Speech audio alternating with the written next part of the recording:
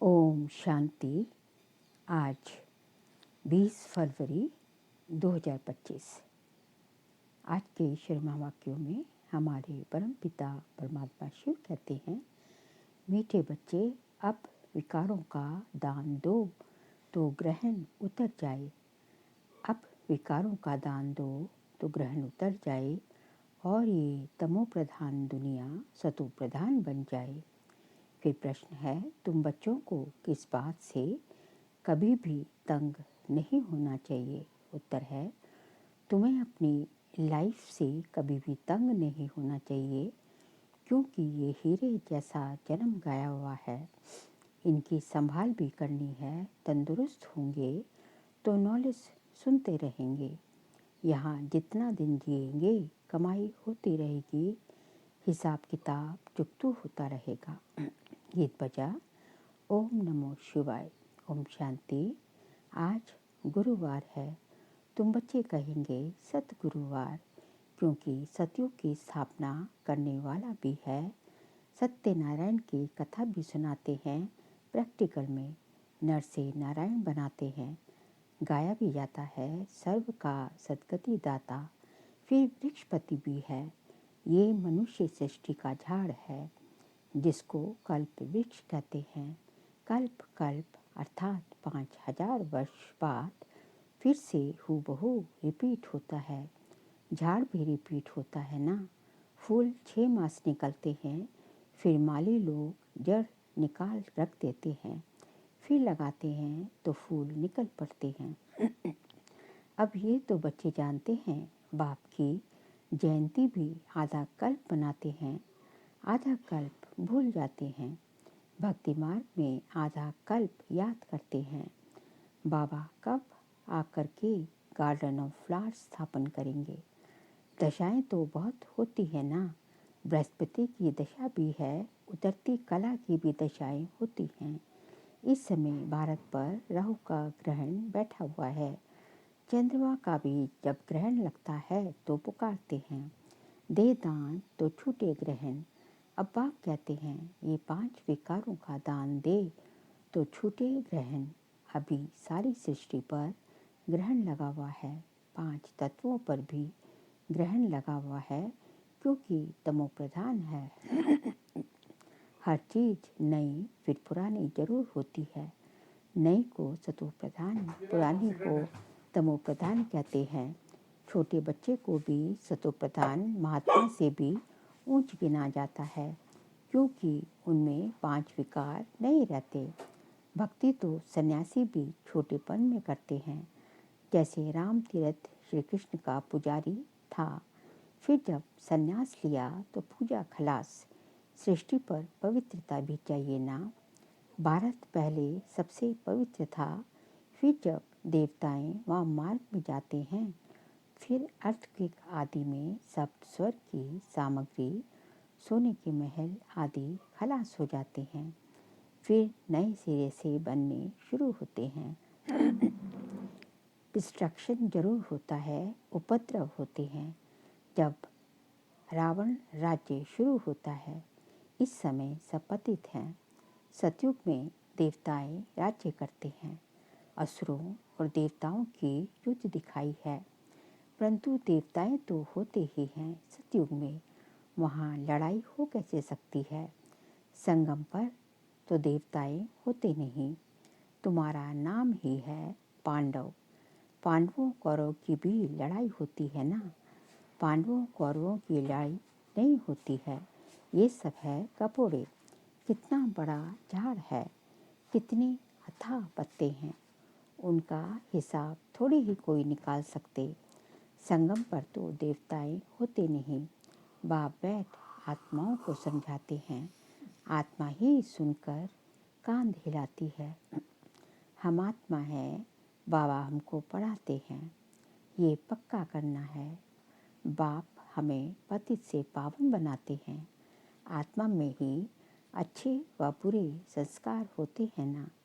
आत्मा ऑर्गन्स द्वारा कहती है, हमको बाबा पढ़ाते हैं। बाप कहते हैं, हमको भी ऑर्गन्स चाहिए, जिससे समझाएं। आत्मा को खुशी होती है। बाबा हर 5,000 वर्ष बाद आते हैं हमको सुनाने। तुम तो सामने बैठे हो ना, मधुबन की ही महिमा है। आत्माओं का बाप तो वह है ना, सब उनको बुलाते हैं। तुमको यहाँ सम्मुख बैठने में मज़ा आता है, परंतु यहाँ सब तो रह नहीं सकते। अपने कारोबार, सर्विस आदि को भी देखना है।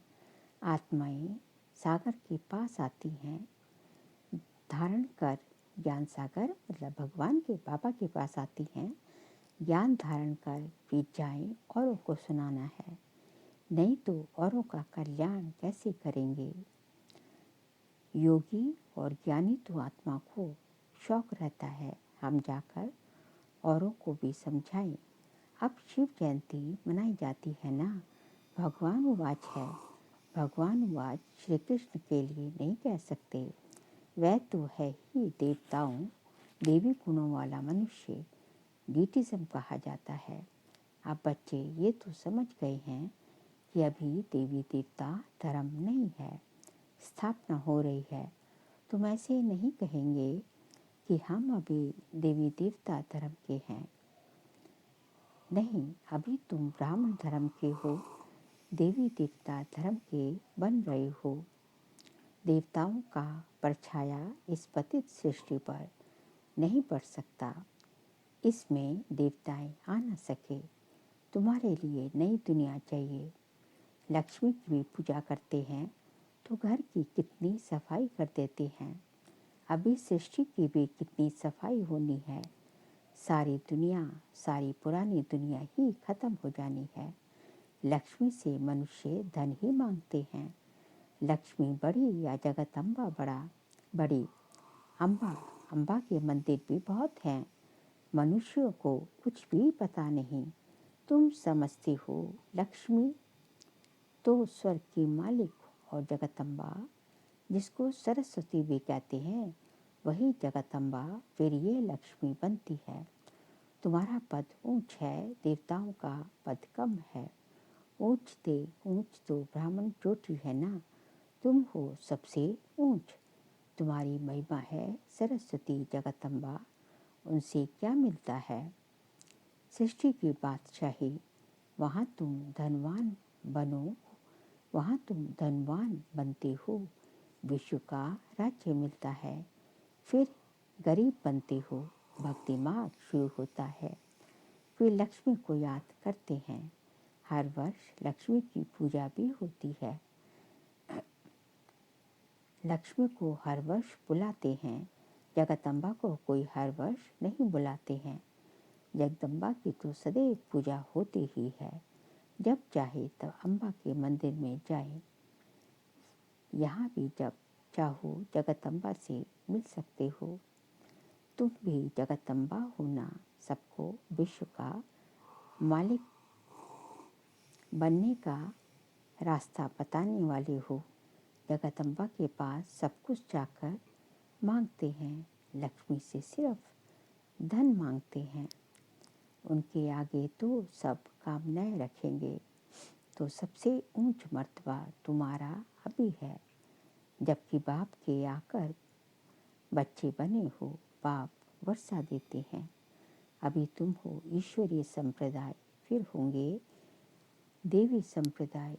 इस समय सब मनोकामनाएं भविष्य के लिए पूरी होती हैं। कामना तो मनुष्य को रहती है ना। तुम्हारी सब कामनाएं पूरी होती हैं। ये तो है आसुरी दुनिया। बच्चे देखो कितने पैदा करते हैं। तुम बच्चों को तो साक्षात्कार कराया जाता है। सतयुग में कैसे श्री कृष्ण का जन्म होता है, वहाँ तो सब कायदे से होता है। दुख का नाम नहीं, उनको कहा ही जाता है सुख धाम।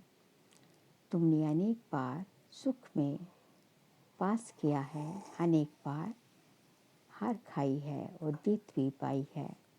अभी स्मृति आई है कि हमको बाबा पढ़ाते हैं, स्कूल में नॉलेज पढ़ते हैं, साथ साथ मैनर्स भी सीखते हैं। वहाँ कोई इन लक्ष्मी नारायण जैसे मैनर्स, वहाँ कोई लक्ष्मी नारायण जैसे मैनर्स नहीं सीखते हैं। अभी तुम देवी गुण धारण करते हो, महिमा भी उनकी ही गाते हो, सर्वगुण संपन्न 16 कला संपूर्ण। तो अभी तुमको ऐसा बनना है। तुम बच्चों को अपनी इस लाइफ में लाइफ से कभी तंग नहीं होना चाहिए, क्योंकि ये हीरे जैसा जन्म गाया हुआ है। इसकी संभाल भी करनी होती है। तंदुरुस्त होंगे तो नॉलेज सुनते रहेंगे, बीमारी में भी सुन सकते हैं, बाप को याद कर सकते हैं। यहाँ जितना दिन जिएंगे सुखी रहेंगे, कमाई होती रहेगी, हिसाब किताब चुकतू होता रहेगा। बच्चे कहते हैं बाबा सतयुग कब आएगा। ये बहुत गंदी दुनिया है। बाप कहते हैं अरे पहले कर्मातीत अवस्था तो बनाओ, जितना हो सके पुरुषार्थ करते रहो। बच्चों को सिखलाना चाहिए कि शिव बाबा को याद करो। ये है अभिविचारी याद। एक शिव की भक्ति करना, वह है अभिविचारी भक्ति, सतो प्रधान भक्ति। फिर देवी देवताओं को याद करना, ये है सतो भक्ति। बाप कहते हैं उठते बैठते मुझे याद करो। बच्चे ही बुलाते हैं हे पतित पावन, हे लिबरेटर, हे गाइड। ये किसने कहा? आत्मा ने कहा। बच्चे याद करते हैं, बाप अभी स्मृति दिलाते हैं। तुम याद करते करत आए हो, ये दुख हरता सुख करता। आओ आकर दुख से छुड़ाओ, लिबरेट करो, शांति धाम में ले जाओ। बाप कहते हैं तुमको शांति धाम में ले जाऊंगा, फिर सुख धाम में तुमको साथ नहीं देता हूँ, साथ अभी ही देता हूँ। सभी आत्माओं को घर ले जाता हूँ। मेरा अभी पढ़ाने का साथ है और फिर वापस घर ले जाने का साथ है। बस मैं अपना परिचय तुम बच्चों को अच्छी रीति बैठ सुनाता हूँ। जैसे जैसे जो पुरुषार्थ करेंगे उस अनुसार फिर वहाँ प्रारब्ध पाएंगे। समझ तो बाप बहुत देते हैं। जितना हो सके मुझे याद करो तो विकर्ण विनाश होंगे और उड़ने के पंख मिल जाएंगे। आत्मा को कोई ऐसे पंख नहीं है। आत्मा तो एक छोटी बिंदी है। किसको ये पता नहीं कि आत्मा में कैसे 84 जन्मों का पाठ नुदा हुआ है। ना आत्मा का किसको परिचय है, ना परमात्मा का परिचय है। तब आप कहते हैं मैं जो हूँ जैसा हूँ, मुझे कोई भी जान नहीं सकता। मेरे द्वारा ही मुझे और मेरी रचना को जान सकते हैं। मैं ही आकर तुम बच्चों को अपना परिचय देता हूँ। आत्मा क्या है वह भी समझाया है। उनको सोल रियलाइजेशन कहा जाता है। इनको सोल रियलाइजेशन कहा जाता है। आत्मा विकृति के बीच में रहती है। कहते भी हैं विकृति के बीच चमकता है अजब सितारा। परंतु आत्मा क्या चीज़ है ये बिल्कुल कोई नहीं जानता। जब कोई कहते हैं कि आत्मा का साक्षात्कार हो तो उन्हें समझाओ कि तुम तो कहते हो कि विकृति के बीच स्टार है। स्टार को क्या देखेंगे? टीका भी स्टार का ही देते हैं। चंद्रमा में भी स्टार दिखाते हैं। वास्तव में आत्मा है स्टार। अभी बाप ने समझाया है तुम ज्ञान स्टार्स हो, बाकी वह सूर्य चांद सितारे तो मांडवे को रोशन कर देते हैं। ये कोई देवताएं नहीं हैं। भक्ति मार्ग में सूर्य को भी पानी देते हैं। भक्ति मार्ग में ये बाबा भी सब करते थे। कौन सी बाबा? ब्रह्मा बाबा। सूर्य देवताए नमः, चंद्र देवताए नमः कहकर पानी देते थे। ये सब है भक्ति मार्ग। इसने तो बहुत भक्ति की है। नंबर 1 पूज्य, सो फिर नंबर 1 पुजारी बने हैं। नंबर तो मिलेंगे ना, नंबर तो गिनेंगे ना। रुद्रमाला के भी नंबर तो होते हैं ना। भक्ति भी सबसे ज़्यादा इसने की है। अब बाप कहते हैं मीठे छोटे बड़े सबकी वानप्रस्थ अवस्था है।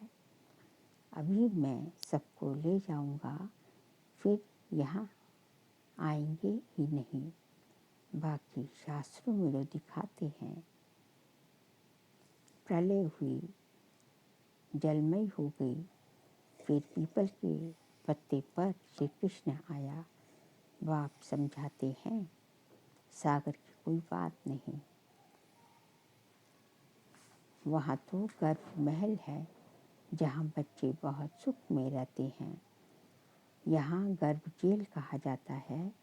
पहले की भोगना, पापों की भोगना गर्भ में मिलती है। यहाँ गर्भ जेल कहा जाता है।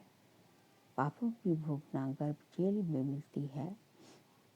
फिर भी बाप कहते हैं मन मना भो, मुझे याद करो।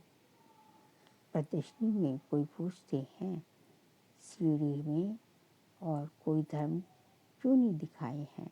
बोलो औरों के 84 जन्म तो है नहीं, परंतु सब धर्म झाड़ में दिखाए हैं। उसमें तुम अपना हिसाब निकालो कि कितने जन्म लिए होंगे। हमको तो सीढ़ी 84 जन्मों की दिखानी है, बाकी सब चक्र में और झाड़ में दिखता है। इसमें सब बातें समझाई हैं। नक्शा देखने से बुद्धि में आ जाता है। लंदन का है, फलाना शहर का है। बाप कितना सहज कर समझाते हैं। सभी को यही बताओ कि 84 का चक्र ऐसे फिरता है। अभी तमो प्रधान से सतो प्रधान बनना है, तो बेहद के बाप को याद करो, तो तुम पावन बन जाएंगे और फिर पावन दुनिया में चले जाएंगे। कोई तकलीफ की बात नहीं। जितना समय मिले बाप को याद करो तो पक्की टेव। जितना समय मिले बाप को याद करो तो पक्की टेव पड़ जाएगी। बाप की याद में तुम दिल्ली तक पैदल जाओ तो भी थकावट नहीं होगी। सच्ची याद होगी तो देह का भान टूट जाएगा, फिर थकावट हो नहीं सकती। पिछाड़ी में आने वाले और ही याद में दिखे जाएंगे। अच्छा, मीठे मीठे सिकिलते बच्चों प्रति माता पिता बाप दादा का याद प्यार और गुड मॉर्निंग। रूहानी बाप की रूहानी बच्चों को नमस्ते। हम रूहानी बच्चों की रूहानी बाप दादा को नमस्ते नमस्ते नमस्ते। सार के लिए पॉइंट है, एक बाप की अबे विचारी याद में रह देवभान को ख़त्म करना है। अपनी कर्मातीत अवस्था बनाने का पुरुषार्थ करना है। इस शरीर में रहते अविनाशी कमाई जमा करनी है। सेकंड पॉइंट, यानी तो आत्मा बन और उसकी सर्विस करनी है। बाप से जो सुना है उसे धारण कर दूसरों को सुनाना है। 5 विकारों का दान दे, राहु के ग्रहण से मुक्त होना है। आज का बाबा का वरदान है, एक रस और एक मत द्वारा धरनी को फलदायक बनाने वाले हिम्मतवान भव। एक मत और एक रस अवस्था द्वारा धरनी को फलदायक बनाने वाले हिम्मतवान भव। जब आप बच्चे हिम्मतवान बनकर संगठन में एक मत और एक रस अवस्था में रहते व एक ही कार्य में लग जाते हो, तो स्वयं भी सदा प्रफुल्लित रहते और धरनी को भी फलदायक बनाते हो। जैसे आजकल साइंस द्वारा अभी अभी बीज डाला, अभी अभी फल मिला, ऐसे ही साइलेंस के बल से सहज और तीव्र गति से प्रत्यक्षता देखेंगे। जब स्वयं निर्विघ्न एक बात की लगन में मगन, एक मत और एक रस रहेंगे, तो अन्य आत्माएं भी स्वतः सहयोगी बनेंगी और धन्य फलदायक हो जाएगी। स्लोगन है, जो अभिमान को शान समझ लेते वह निर्माण नहीं रह सकते। जो अभिमान को शान समझ लेते वह निर्माण नहीं रह सकते। बाबा कहते हैं कि यह अभिमान अलग चीज़ है और आप यह सम्मान में रह रहे हो वो अलग चीज़ है। यदि सम्मान में है तो निर्माण बन जाएंगे, लेकिन अभिमान है तो फिर निर्माण नहीं बन सकते। फिर आज का अव्यक्त इशारा फरवरी मास का, एकांत प्रिय बनो, एकता और एकाग्रता को अपनाओ। एकांतवासी और रमणीकता दोनों शब्दों में बहुत अंतर है, लेकिन संपूर्णता में दोनों की समानता रहे। जितना ही एकांतवासी उतना ही फिर साथ साथ रमणीकता भी हो। एकांत में रमणीकता कायम नहीं होनी चाहिए, दोनों समान और साथ साथ रहे। अभी अभी एकांतवासी, अभी अभी रमणीक। जितनी गंभीरता उतना ही मिलनसार भी हो। मिलनसार अर्थात सर्व के संस्कार और स्वभाव से मिलने वाले। अच्छा, ओम